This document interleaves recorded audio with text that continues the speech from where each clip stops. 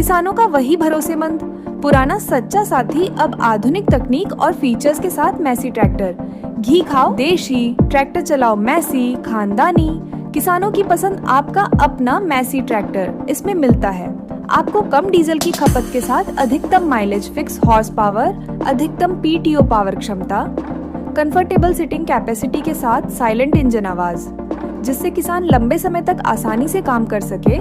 मजबूत tractor body, 15 से 20 वर्षों के बाद भी अधिकतम रीसेल वैल्यू, पार्ट्स की आसानी से उपलब्धता। तो आज ही विजिट करें प्रत्यक्ष ट्रैक्टर्स अधिकृत विक्रेता Massey Ferguson, tractor Mandsaur road, Pratapgarh. हमारे मोबाइल नंबर 7742279165, अन्य नंबर 7610966145 है।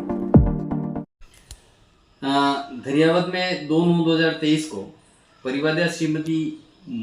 परिवाद्या पीड़िता को उसके पति और उसके रिश्तेदारों द्वारा पूरे कपड़ों को निर्वस्त्र कर गांव में घुमाने की जो घटना घटित हुई थी, उस घटना में थाना दरियावत द्वारा FIR नंबर 267/2023 अंतर्गत धारा 323, 341, 342, 365, 354, 354 ख, 294, 498A, 504, 506, 509, 120B IPC व स्त्री अशिष्ट रूपण प्रतिषेध अधिनियम 1986 की धारा 4/6 तथा सूचना प्रौद्योगिकी अधिनियम 2000 की धारा 67A के तहत प्रकरण दर्ज कर अनुसंधान किया गया।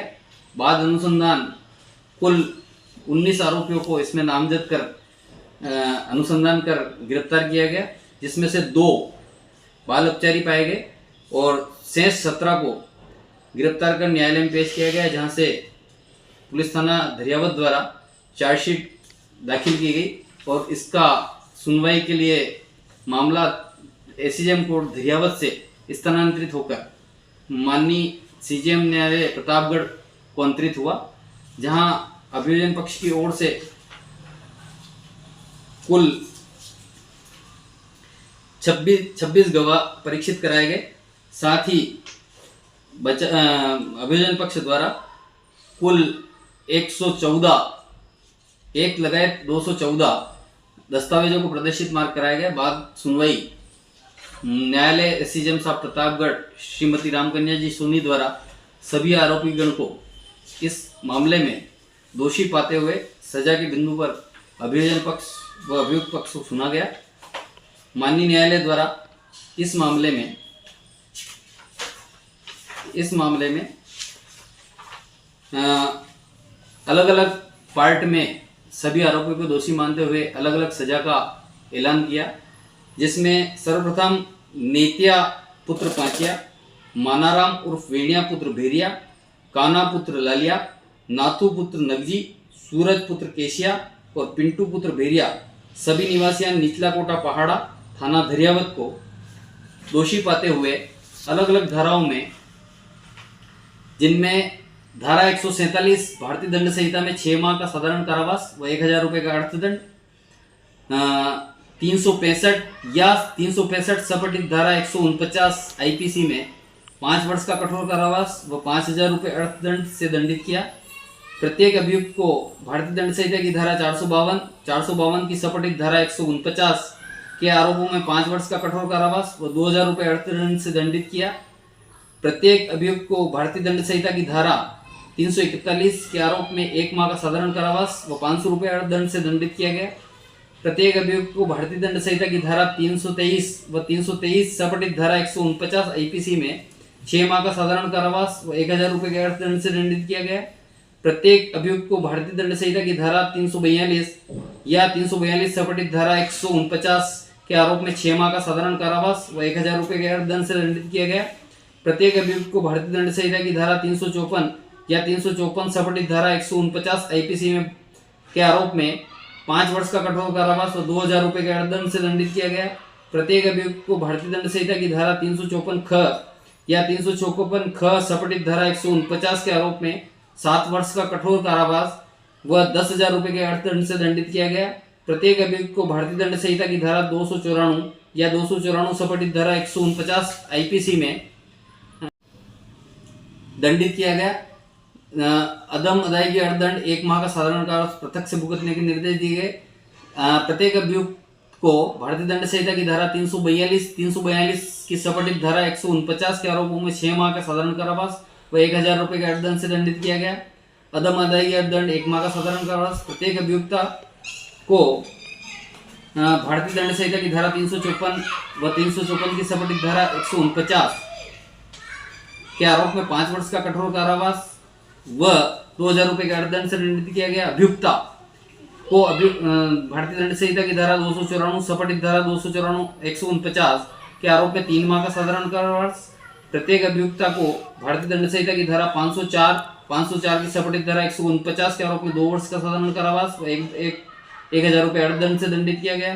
प्रत्येक अभियुक्त को भारतीय दंड संहिता की धारा 506 सपटित धारा 506/149 के आरोप में 7 वर्ष का कारावास व 10,000 रुपए के अर्थदंड से दंडित किया गया। प्रत्येक अभियुक्त को भारतीय दंड संहिता की धारा 509 की सपटित धारा 149 के आरोप में 3 वर्ष का साधारण कारावास व 2000 रुपए के अर्थदंड से दंडित किया गया। प्रत्येक अभियुक्त को स्त्री का अशिष्ट रूपण प्रतिषेध अधिनियम 1986 की धारा 4/6 के आरोप में 2 वर्ष का साधारण कारावास व 2000 रुपए अर्थदंड से दंडित किया गया।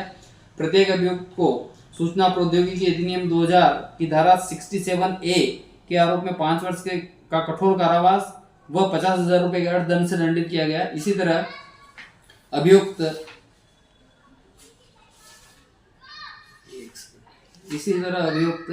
रामा उर्फ रामलाल, खेतिया, केसिया उर्फ केसरा, रूपा, गौतम, रमेश निवासी निचला कोटा पहाड़ा को भी विभिन्न धाराओं में दंडित करते हुए सबसे अधिकतम सजा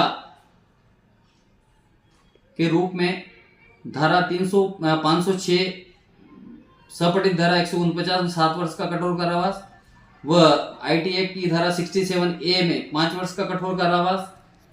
इसी तरह श्रीमती मिर्की, श्रीमती इंदिरा और अभियुक्ता श्रीमती जुंगली उर्फ झुमकी निवासी निचला कोटा पहाड़ा को भारतीय दंड संहिता की धारा 147 में 6 माह का साधारण कारावास 1000 रुपए का अर्थदंड। प्रत्येक अभियुक्ता को भारतीय दंड संहिता की धारा 341 के आरोप में 1 माह का साधारण कारावास 500 रुपए अर्थदंड। प्रत्येक अभियुक्ता को भारतीय दंड संहिता की धारा 323 सपटित धारा 149 में 6 माह का साधारण कारावास एवं 1000 रुपए के अर्थदंड से तथा प्रत्येक अभियुक्ता को भारतीय दंड संहिता की धारा 509 सपटित धारा 509/149 के आरोप में 3 वर्ष का साधारण कारावास व 2000 रुपए अर्थदंड से दंडित किया गया। प्रत्येक अभियुक्ता को स्त्री का अशिष्ट रूपण प्रतिषेध अधिनियम 1986 की धारा 4/6 के आरोप में 2 वर्ष का साधारण कारावास व 2000 रुपए के अर्थदंड से दंडित किया गया। प्रत्येक अभियुक्त को सूचना प्रौद्योगिकी अधिनियम 2000 की धारा 67A के आरोप में 5 वर्ष का कठोर कारावास व 50,000 रुपए के अर्थदंड से दंडित किया गया। अदम अदायगी अर्थदंड अतिरिक्त कारावास के प्रावधान किए गए हैं। माननीय न्यायालय द्वारा इस मामले में विशेष टिप्पणी करते हुए इस बात की ओर विशेष ध्यान आकर्षित किया कि अभियुक्तगण द्वारा पीड़िता को निर्वस्त्र उसके पति व उसके रिश्तेदारों द्वारा गांव में सार्वजनिक रूप से घुमाया गया तथा उसका पीड़िता का निर्वस्त्र कर गांव में घुमाने का वीडियो अभियुक्तगण ने अपने मोबाइल पर बनाकर उक्त वीडियो को सोशल मीडिया पर वायरल करने के आरोप सिद्ध पाए। हमारे देश की संस्कृति में स्त्रियों को लक्ष्मी का रूप कहा जाता है। हमारे पुराणों में कहा गया है कि जहाँ स्त्री का सम्मान होता है वहाँ देवता निवास करते हैं, लेकिन फिर भी कलयुग में महिलाओं के साथ हिंसा व अत्याचार होते जा रहे हैं। उक्त घटना में अभियुक्तगण का घटना कारित करने का उद्देश्य रंजिशवश पीड़िता को अधिकतम नुकसान कारित करने का रहा है। अभियुक्तगण द्वारा गंभीर प्रकृति का जघन्य कृत्य किया गया है। ऐसी जघन्य कृत्य मणिपुर राज्य में पूर्व में हो चुका है तथा महिलाओं के साथ होने वाले इस तरह के जघन्य अपराध को उनको अत्यधिक भावनात्मक रूप से आहत करने वाले हैं तथा रूह को कपा देने की स्थिति में सामने आए हैं। महिलाओं के साथ होने वाले ऐसे भयावह अपराध को रोकने के लिए सख्त कदम उठाए जाने की आवश्यकता है।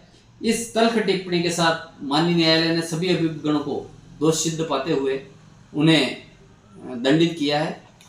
इस मामले में राज्य सरकार की ओर से विशेष रूप से इस मामले को ध्यान में रखा गया है और राज्य सरकार द्वारा विशेष केस के लिए विशेष लोक अभियोजक के रूप में मुझ एडवोकेट मनीष नागर को विशेष लोक अभियोजक के रूप में नियुक्त किया था और राज्य सरकार की ओर से पैरवी की गई मेरे द्वारा और तत्कालीन पुलिस अधीक्षक महोदय व तत्कालीन इस मामले के अनुसंधान अधिकारी ने इस पूरे मामले को बहुत गंभीरता से लेते हुए और इसका अनुसंधान कंडक्ट किया। पूरी तरह से अनुसंधान के बाद माननीय न्यायालय द्वारा आज सभी आरोपीगण को दोषी सिद्ध पाते हुए अधिकतम पुरुषों को अधिकतम सजा के रूप में 7 वर्ष व महिलाओं को अधिकतम सजा के रूप में 5 वर्ष के कठोर कारावास से दंडित किया है।